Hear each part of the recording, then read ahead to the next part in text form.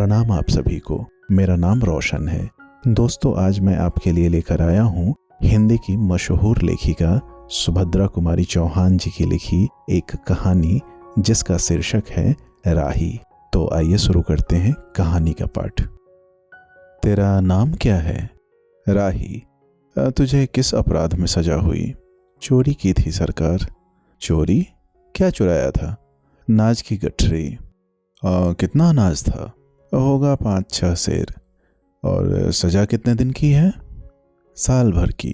तो तूने चोरी क्यों की? मजदूरी करती तब भी तो दिन भर में 3-4 आने पैसे मिल जाते। हमें मजदूरी नहीं मिलती सरकार।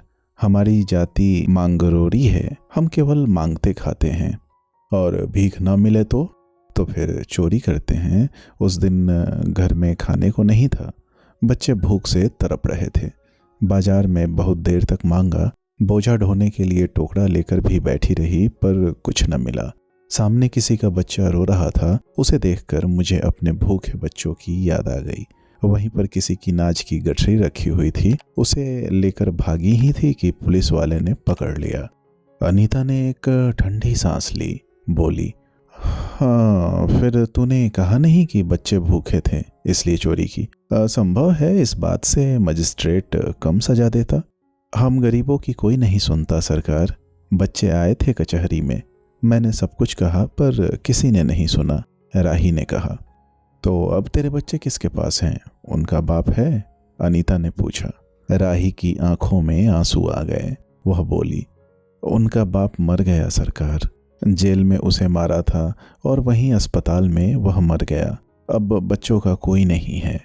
तो तेरे बच्चों का बाप भी जेल में ही मरा? वह क्यों जेल आया था? अनीता ने प्रश्न किया। उसे तो बिना कसूर के ही पकड़ लिया था सरकार। राही ने कहा। ताड़ी पीने को गया था। 2-4 दोस्त भाई उसके साथ थे। मेरे घर वाले का एक वक्त पुलिस वाले से झगड़ा हो गया था। उसी का बदला उसने लिया। 109 में उसका चालान करके साल भर की सजा दिला दी। वहीं मर गया। अनीता ने एक दीर्घ निश्वास के साथ कहा। अच्छा, जा अपना काम कर। राही चली गई। अनीता सत्याग्रह करके जेल आई थी। पहले उसे B क्लास दिया था, फिर उसके घर वालों ने लिखा पढ़ी करके उसे A क्लास दिलवा दिया। अनीता के सामने आज एक प्रश्न था। वह सोच रही थी कि देश की दरिद्रता और इन निरीह गरीबों के कष्टों को दूर करने का कोई उपाय नहीं है। हम सभी परमात्मा की संतान हैं, एक ही देश के निवासी। कम से कम हम सबको खाने पहनने का समान अधिकार तो है ही। फिर यह क्या बात है कि कुछ लोग तो बहुत आराम से रहते हैं और कुछ लोग पेट के अन्न के लिए चोरी करते हैं। उसके बाद विचारक की अदूरदर्शिता के कारण या सरकारी वकील के चातुर्यपूर्ण जिरह के कारण छोटे छोटे बच्चों की माताएं जेल भेज दी जाती हैं। उनके बच्चे भूखों मरने के लिए छोड़ दिए जाते हैं। एक और तो यह कैदी है जो जेल आकर सचमुच जेल जीवन के कष्ट उठाती है, और दूसरी ओर हैं हम लोग जो अपनी देशभक्ति और त्याग का ढिंढोरा पीटते हुए जेल आते हैं। हमें आमतौर से दूसरे कैदियों के मुकाबले में अच्छा बर्ताव मिलता है, फिर भी हमें संतोष नहीं होता। हम जेल आकर A और B क्लास के लिए झगड़ते हैं। जेल आकर ही हम कौन सा बड़ा त्याग कर देते हैं? जेल में हमें कौन सा कष्ट रहता है, सिवाय इसके कि हमारे माथे पर नेतृत्व की सील लग जाती है। हम बड़े अभिमान से कहते हैं, यह हमारी 4थी जेल यात्रा है, यह हमारी 5वीं जेल यात्रा है, और अपनी जेल यात्रा के किस्से बार बार सुनाकर आत्मगौरव अनुभव करते हैं।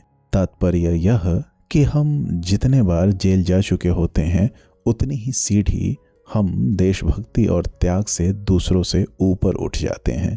और इसके बल पर जेल से छूटने के बाद कांग्रेस को राजकीय सत्ता मिलते ही हम मिनिस्टर, स्थानीय संस्थाओं के मेंबर और क्या क्या हो जाते हैं। अनीता सोच रही थी, कल तक जो खद्दर भी न पहनते थे, बात बात पर कांग्रेस का मजाक उड़ाते थे, कांग्रेस के हाथों में थोड़ी शक्ति आते ही वे कांग्रेस भक्त बन गए, खद्दर पहनने लगे, यहाँ तक कि जेल में भी दिखाई पड़ने लगे। वास्तव में यह देशभक्ति है या सत्ता भक्ति? अनीता के विचारों का तांता लगा हुआ था। वह दार्शनिक हो रही थी। उसे अनुभव हुआ जैसे कोई भीतर ही भीतर उसे काट रहा हो। अनीता की विचारावली अनीता को ही खाए जा रही थी। उसे बार बार यह लग रहा था कि उसकी देशभक्ति सच्ची देशभक्ति नहीं वरन मजाक है। उसे आत्मग्लानि हुई और साथ ही साथ आत्मानुभूति भी। अनीता की आत्मा बोल उठी, वास्तव में सच्ची देशभक्ति तो इन गरीबों के कष्ट निवारण में है। ये कोई दूसरे नहीं, हमारी ही भारत माता की संतानें हैं। इन हजारों लाखों भूखे नंगे भाई बहनों की यदि हम कुछ भी सेवा कर सकें, थोड़ा भी कष्ट निवारण कर सकें, तो सचमुच हमने अपने देश की कुछ सेवा की। हमारा वास्तविक देश तो देहातों में ही होता है। किसानों की दुर्दशा से हम सभी थोड़े बहुत परिचित हैं, पर इन गरीबों के पास न घर है न द्वार। अशिक्षा और अज्ञान का इतना गहरा पर्दा इनकी आंखों पर है कि होश संभालते ही माता पुत्री को और सास बहू को चोरी की शिक्षा देते हैं, और उनका यह विश्वास है कि चोरी करना और भीख मांगना ही उनका काम है। इससे अच्छा जीवन बिताने की वह कल्पना ही नहीं कर सकते। आज यहाँ डेरा डाल के रहे तो कल दूसरी जगह चोरी की, बचे तो बचे, नहीं तो फिर साल 2 साल के लिए जेल। क्या मानव जीवन का यही लक्ष्य है? लक्ष्य है भी अथवा नहीं। यदि नहीं है तो विचारादर्श की उच्च सतह पर टिके हुए हमारे जन नायकों और युग पुरुषों की हमें क्या आवश्यकता। इतिहास, धर्म, दर्शन, ज्ञान विज्ञान का कोई अर्थ नहीं होता, पर जीवन का लक्ष्य है, अवश्य है। संसार की मृग मरीचिका में हम लक्ष्य को भूल जाते हैं। सतह के ऊपर तक पहुंच पाने वाली कुछ एक महान आत्माओं को छोड़कर सारा जन समुदाय संसार में अपने को खोया हुआ पाता है। कर्तव्य का उसे ध्यान नहीं, सत्य की समझ नहीं। अन्यथा मानवीयता से बढ़कर कौन सा मानव धर्म है। पतित मानवता को जीवन दान देने की अपेक्षा भी कोई महत्तर पुण्य है? राही जैसी भोली भाली किंतु गुमराह आत्माओं के कल्याण की साधना जीवन की साधना होनी चाहिए। सत्याग्रही की यह प्रथम प्रतिज्ञा क्यों न हो, देशभक्ति का यही मापदंड क्यों न बने। अनीता दिन भर इन्हीं विचारों में डूबी रही। शाम को भी वह इसी प्रकार कुछ सोचते सोचते सो गई। रात में उसने सपना देखा कि जेल से छूटकर वह इन्हीं मांगरोड़ी लोगों के गांव में पहुंच गई है। वहां उसने एक छोटा सा आश्रम खोल दिया है। उसी आश्रम में एक तरफ छोटे छोटे बच्चे पढ़ते हैं और स्त्रियां सूत काटती हैं, दूसरी तरफ मर्द कपड़ा बुनते हैं और रुई धुनकते हैं। शाम को रोज उन्हें धार्मिक पुस्तकें पढ़कर सुनाई जाती है और देश में कहाँ क्या हो रहा है यह सरल भाषा में समझाया जाता है। वही भीख मांगने और चोरी करने वाले आदर्श ग्रामवासी हो चले हैं। रहने के लिए उन्होंने छोटे छोटे घर बना लिए हैं। राही के अनाथ बच्चों को अनीता अपने साथ रखने लगी है। अनीता यही सुख स्वप्न देख रही थी। रात में वह देर से सोई थी। सुबह 7 बजे तक उसकी नींद न खुल पाई। अचानक स्त्री जेलर ने आकर उसे जगा दिया और बोली, आप घर जाने के लिए तैयार हो जाइए, आपके पिता बीमार हैं, आप बिना शर्त छोड़ी जा रही हैं। अनीता अपने स्वप्न को सच्चाई में परिवर्तित करने की एक मधुर कल्पना लेकर घर चली गई।